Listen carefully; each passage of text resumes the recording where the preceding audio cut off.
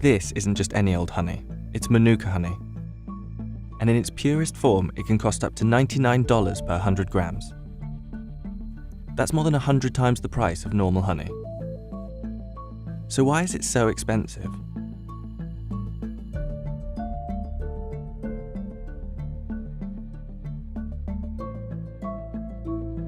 Manuka honey is known for being earthier, richer, and more viscous than many other honeys.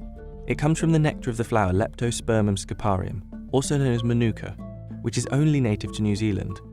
And Manuka, in fact, is a Maori word. The plant itself and the honey is very, very rare. Out of all the honeys in the world, it probably represents 1% of all the world honeys. It's difficult to harvest.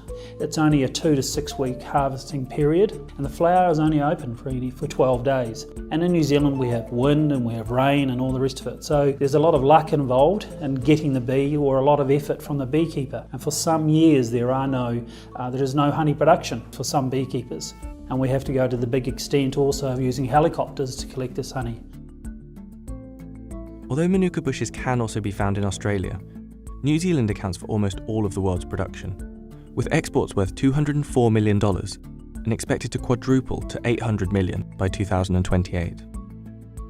New Zealand's honey is protected by a quality standard that safeguards Manuka's special properties. This honey is an expensive honey, and anything that is expensive, people will try and copy. People will try and mimic, or people will try and cheat. So a lot of the cost here isn't actually in the protection of it, or the research, so we know it's unique, we know it's from New Zealand. We can identify it. We've put labs around the world to be able to do this identification. The New Zealand government has set up a standard to say what is Manuka honey. And Manuka honey is serious business. The prices and demand for the honey are so high that the New Zealand police have received hundreds of reports of beehives or honey being stolen, and even reports of bees being poisoned. So if you do manage to get your hands on a jar, does it actually taste different from normal honey?